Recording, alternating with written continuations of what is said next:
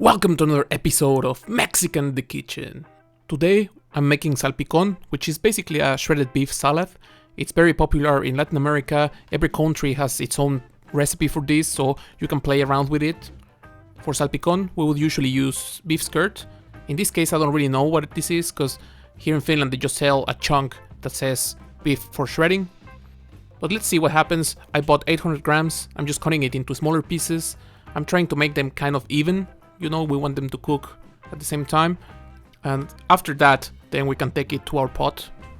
This is one of those recipes where amounts are not that important, because we'll make this salad to our liking. So you can play with it, add and remove ingredients as you wish. For cooking the meat, I'm using a pressure cooker. If you don't have one, you can use a normal pot and cook it on the stove. The only difference is that you will have to cook it for a bit longer. I have a bit of water to start, but don't worry about the amount. I will add some more later. I will start by setting the meat, just distribute it evenly around the pot. Once I have the meat, I'm going to also add half a large onion or a small onion cut in half, 4 or 5 garlic cloves. I will add 4 to 5 bay leaves. I will add half a tablespoon of oregano. I'll just put it on my hand, crush it a bit, throw it in there. I will add about half a tablespoon of thyme and about half a tablespoon of majoran. Everyone has their own mix for when they're cooking meat, so if you wanna modify these herbs a bit, feel free to do so. I will finish this with some salt and some black pepper.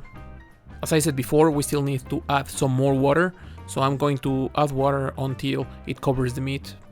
If I was doing this on the stove, I would add a bit more water. Always keep an eye on the water level, adding more if needed. I will boil everything for 2 hours or until the meat is soft. If you have a pressure cooker, then I will just set this to high pressure and my timer on 50 minutes. After that, just let the pressure release naturally. While I wait for the meat to be ready, I'm going to start preparing all the other ingredients. I'm going to start with potatoes, and this is a bit controversial because I've seen a lot of recipes that don't use them, but my mom used to always add potatoes when she made this, so I like them and I will add them. I'm going to wash the potatoes, and you can peel them if you wish, but I have this scrub that basically removes all the skin, so I'm just going to scrub them nicely and then I will continue. Once I have washed my potatoes, I will just pat them dry and then I will cut them into smaller pieces. Try to make these pieces around the same size so they cook evenly. I have a pot on the stove on a 3 out of 6, so medium fire. I have some water on it, it's already close to boiling. I added some salt as well. I'm going to add my potatoes and let them cook. I would usually cook them for about 15 minutes, but it depends on the size of the cubes. It also depends on the kind of potato, on how hot is your water, and many things. So what I will usually do is cook them for about 12-13 minutes and check a potato. If I feel like they need a bit more time, I will give it 2-3 minutes and then check again and repeat until they're perfect. Once the potatoes are ready, I'm going to put them in a strainer. I want to remove as much water as possible, but if you don't have a strainer, you can just remove the water, maybe pat them dry, set them aside, we'll use them later. My meat is ready now. The pressure has released naturally, so I can open the lid. If you did this on the stove, you might need to remove some foam at some point, but if you did it in a pressure pot, you will see the color is beautiful, it smells amazing, and our meat is quite tender. This time we're only using the meat, but don't throw the broth away, just set it aside and you can use it later for a soup or something else. Now we need to shred the meat, and for that you can either use your hands. There's also some cloths they sell specifically for that, or you can take 2 forks and just shred it. As you can tell, I don't even need a fork for this meat, it's just so soft. Once we are done shredding the meat, we can set it aside and continue getting all of our ingredients ready. I'm going to cut 1 large onion or 2 small ones, and I'm just going to cut them into tiny strips. If you know how to do that, cut the onion in half, take the center out, and then you can slice it easily. You will get these really nice strips. This step is optional, but I think it gives onion a really nice flavor. I'm going to throw everything into a bowl, and then I'm going to squeeze a lime on top of it. I'm going to mix it and make sure the lime is on top of all the onion. You might want to do this at least 10 minutes before you serve. This will reduce the intensity of the onion, and it will give it a really nice mild flavor. The next step is quite simple. I'm just going to chop the tip of this lettuce, and then I'll slice this into tiny strips. You can do the same, you can chop it into small pieces, into large pieces, you can just rip it off with your hands, however you prefer. I like this way, because it makes pieces that are small enough for them to mix nicely. Next, I'm gonna chop some tomato. I'm going to dice them, but you can also make wedges, you can make slices, you can cut them however you prefer. I like smaller cubes that are easy to mix into the salad. Once I'm done with my tomatoes, I'm going to set them aside and continue with the salad dressing. For the salad dressing, I'm going to make a vinaigrette. It's a very simple one. I'm going to start with 1/3 of a cup of olive oil. I will add about 4 or 5 tablespoons of vinegar, about half a tablespoon of salt, about 1/3 of a tablespoon of black pepper, about 2 teaspoons of oregano. I'm going to grind it a bit on my hands and throw it in there. I'm adding a couple tablespoons of lime juice.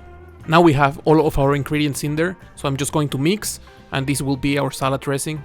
Now we can start preparing our salpicon, and normally you would do this on a large salad bowl, use all of the ingredients, but in this case I'm just making one portion, so I'll start with a bowl, add some of the lettuce, then we'll continue by adding some of the potatoes, then we add some of our onion, which should be ready by now, then we will continue to add our tomatoes, and here the amounts of each ingredient are completely up to you. I like tomato, I'm going to use a bit more of it.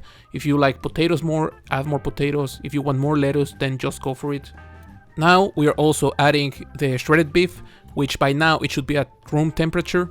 Finally, we're going to top our salpicon with some avocado, or oro verde as some people call it, you know, green gold. This is beautiful, you rarely find them so good here in Finland. This one is quite nice and it will give this creamy, rich flavor to our salpicon. Now that our salad is ready, we're going to take our salad dressing, take a tablespoon and just use a few of those spoons on top of our salad. Of course, the amount you use is completely up to you. I like it to be nicely covered so you can taste really the vinaigrette. And after that, all we have to do is just mix as you would do with any normal salad, and we are completely done. Salpicon is very often eaten with a tostada or on top of a tostada. In this case, I didn't have any, so I just got some tortilla chips, and I'll have those on the side just to have a bit of the crunchiness. This is also served often with pickled jalapenos or jalapenos con escabeche on the side. This is how I make salpicon. This is quite nice. This is a really simple recipe. I really like this because it's fresh. Now that summer is coming, then days are a bit too hot sometimes, and if you have this, since it's served cold, then it's really nice for every day. You can pack ingredients separately, and just when you're about to eat, you can make individual bowls, or you can also make one big bowl that everyone takes from. Also, you can take this for lunch, for a picnic. It's quite a simple dish. Here I'm serving it with the tortilla chips, but you can also serve it on top of a tostada with some cream, hot sauce, make it like that. It's a bit of refried beans. You can play with the dish, it's very versatile. You can also add maybe some, I've seen people add some coriander, so it's like a pico de gallo with the salad.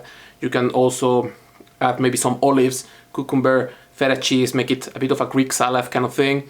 It's really nice. I've also seen that there's millions of recipes. Every country, every region of the country makes it different. And it's just one of those dishes that you can adjust to whatever you have in your kitchen, whatever you like. You can change the salad dressing. For example, I use a vinaigrette. You can use maybe some of the other kind of vinaigrettes I usually use with some mustard, with some tamarind. You can also change it for some ranch or some more creamy salad dressing. It goes really nice with the potatoes. You can remove the potatoes. You can do anything you like. I hope you try it at home. Press like, subscribe, share it with your friends, activate the bell, all those kind of things, and see you in the next one.